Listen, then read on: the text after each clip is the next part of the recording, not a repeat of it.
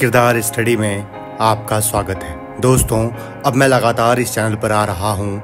अपना प्यार दें और मुझे मेरी गलतियाँ बताते रहें। मुझे कमेंट करें और बताएं आप किस किरदार के बारे में जानना चाहते हैं। हमारे एक दोस्त ने देयर विल बी ब्लड के डैनियल किरदार को, जिसको डैनियल डे लुइस ने निभाया है, उसे जानने की इच्छा जताई है। अगले एपिसोड में हम वही जानने की कोशिश करेंगे। इस चैनल पर हम किरदार की दुनिया और उसके बनने के प्रोसेस को जानते हैं। आज जिस किरदार को हम जानने की कोशिश करेंगे उस किरदार का नाम है महाराजा। इस किरदार को निभाया है विजय सेतुपति ने। ये एक तमिल भाषा की एक्शन थ्रिलर फिल्म है जिसे आप नेटफ्लिक्स पे देख सकते हैं और इस फिल्म का नाम भी महाराजा है। इस फिल्म को लिखा और डायरेक्ट किया है निथिलन स्वामीनाथन ने।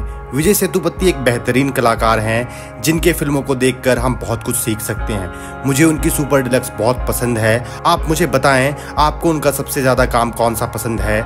महाराजा जैसे ही ये अपना नाम किसी को बताता है सब हंसने लग जाते हैं। एक नाई है, ऐसा नाई जो अपने ही सैलून में नौकर बनकर रहता है, अपने पिता के कहने पर ही सब काम करता है और बहुत ही दब्बू इंसान है। अपनी बीवी से बहुत प्यार करता है और अक्सर अपने ही सैलून से छुट्टी लेने के लिए अपने पापा से रिक्वेस्ट करता रहता है। अपनी बेटी से भी बेइंतहा प्यार करता है। ऐसा दब्बू इंसान एक आदमी का सर कलम कर देता है और एक आदमी को टुकड़े टुकड़े करके मार डालता है और पुलिस स्टेशन में लक्ष्मी की FIR करवाने जाता है। महाराजा अभी जैसा है वैसा क्यों बना, इस एपिसोड में हम यही समझने की कोशिश करेंगे।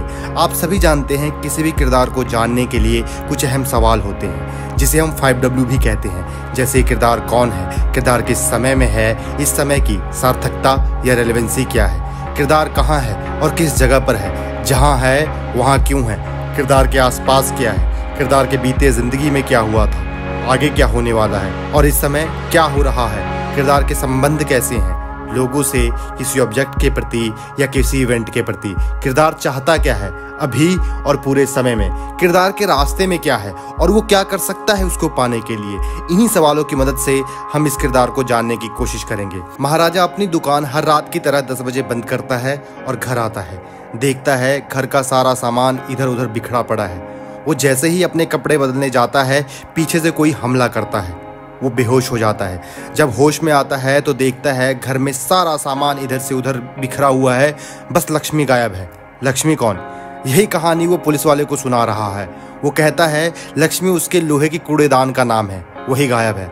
सभी पुलिस वाले हंसने लग जाते हैं और उसे कहते हैं कि पुलिस वालों के पास और भी काम है, पुलिस वालों के पास और भी काम है कूड़ेदान ढूंढने के अलावा। दरअसल वो लोहे का कूड़ेदान यानी लक्ष्मी महाराजा के लिए कूड़ेदान नहीं है। वो उसे पूछता है उस कूड़ेदान ने उसके बेटी की जान बचाई है। उसकी बेटी ज्योति और उसकी बीवी एक महिला के घर गए होते हैं, जिस महिला का पति महाराजा की दुकान में सोने की चैन जो उसने अपनी बेटी के लिए बनाया होता है वो महाराजा की दुकान में भूल गया होता है। महाराजा, उसकी बीवी और उसकी बेटी वही लौटाने उस महिला के घर में बैठे हुए हैं और महाराजा सामने की दुकान से गिफ्ट खरीद रहा है और अपनी बीवी से परमिशन ले रहा है कि कौन सा गिफ्ट सही है और कौन सा नहीं। उसकी बीवी उसे अप्रूवल दे रही है।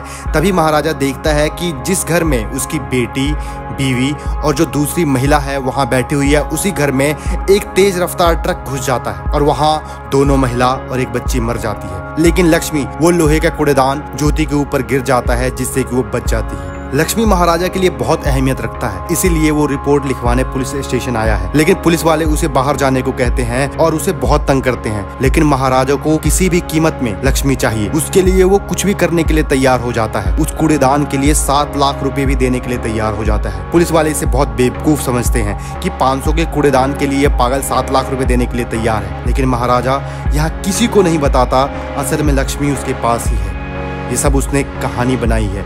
क्यों बनाई? दरअसल उसकी बेटी ज्योति का कुछ लोगों ने बलात्कार किया। उनमें से एक आदमी उसे मिल जाता है, बाकी 2 लोग उसे नहीं मिलते हैं। उसकी बेटी उसे बताती है कि वो 3 लोग थे और वो उनसे बात करना चाहती है। महाराजा शहर से थोड़ा दूर एक बड़े मकान में अपनी बेटी के साथ अकेला रहता है। उसकी बीवी उसी ट्रक एक्सीडेंट में गुजर गई थी और अब उसके जिंदगी में ज्योति के अलावा कुछ नहीं है। उसकी पूरी जिंदगी उसी के आसपास घूमती है। जब उसकी बेटी उसे डांटती है तो उसे बहुत अच्छा लगता है। महाराजा हर रोज सुबह अपनी दुकान पर जाता है और रात को 10 बजे लौटता है। यह बात उसके घर में घुसे हुए चोर को मालूम होता है। लेकिन उसकी बेटी जो अपने स्कूल कंपटीशन के लिए शहर से बाहर गई होती है उसी दिन लौट आती है और वहाँ चोर होते हैं। वही चोर ज्योति का बलात्कार करते हैं। महाराजा उस दिन 10 बजे के बाद आता है क्योंकि वो ज्योति के लिए लाल जूता ढूंढ रहा होता है। उससे चोर को और मौका मिलता है। वो पहले ज्योति को मारने की सोचते हैं लेकिन बाद में छोड़ देते हैं। एक 52 साल का आदमी उसका 2 बार रेप करता है और दूसरा चोर भी उसका रेप करता है। बस एक चोर जो उस गैंग का मुखिया है वो उसका रेप नहीं करता। महाराजा उस दिन लेट हो जाता है। जब वो आता है ज्योति को उस हालत में देखता है, वो बहुत परेशान हो जाता है। ज्योति उसे कहती है कि उसे रेपिस्ट से बात करनी है। महाराजा को पता है अगर वो पुलिस में रिपोर्ट लिखवाएगा तो काम बहुत लंबा फंस जाएगा और शायद उसके बेटी को न्याय भी ना मिले। उसे एक बंदे का पता चल गया। जब वो घर आता है तो एक टोल की पर्ची गिरी होती है। उसे एक बंदे का पता चल जाता है। वो उससे लड़ता है और उसका सर कलम कर देता है। दूसरे को पता लगाने के लिए बहुत पापड़ बेलता है और आखिरकार उसे पता चल जाता है। वह उसको भी मार देता है। आखिर में तीसरा चोर भी उसे मिल जाता है जिससे वो ज्योति की बात करवाने ले जाता है। फिल्म के आखिर में हमें पता चलता है तीसरा चोर जो उस ग्रुप का मुखिया था सेल्वम, ज्योति सेल्वम की ही बेटी है। बस इसी चोर ने ज्योति का रेप नहीं किया था लेकिन इसने दोनों को मना भी नहीं किया था। सेल्वम बहुत तड़पता है जब उसे ये बात पता चलता है। महाराजा चाहे जो मर्जी काम करता हो, चाहे जितना मर्जी दब्बू हो, लेकिन अपनी बेटी से बहुत प्यार करता है और उसके लिए कुछ भी कर सकता है और करता भी है। महाराजा अपनी बेटी के लिए पुलिस वालों से मार खाता है, उनको चाय पिलाता है, बिरयानी खिलाता है, सब करता है और पता लगाता है। वो बहुत जिद्दी है और जब भी जिद करता है बस अपनी बेटी के लिए ही करता है। कभी कभी यह फिल्म देखते हुए आपको दृश्यम की भी याद आएगी। दोस्तों, आपको जैसे मालूम है किरदार के आसपास जितनी बाधाएं होती है वो उतना ही अच्छा बनता है, वो उसे और मजेदार बनाता है। आप इस चैनल को देखते रहें और अपना प्यार दें। किरदार जानने का यह सफर कैसा रहा जरूर बताइए। हौसला अफजाई के लिए लाइक, शेयर और सब्सक्राइब करें। आप जिन्हें ये बातें सुनाना चाहते हैं उनके साथ शेयर जरूर करें। बहुत बहुत धन्यवाद। प्यार, नमस्कार।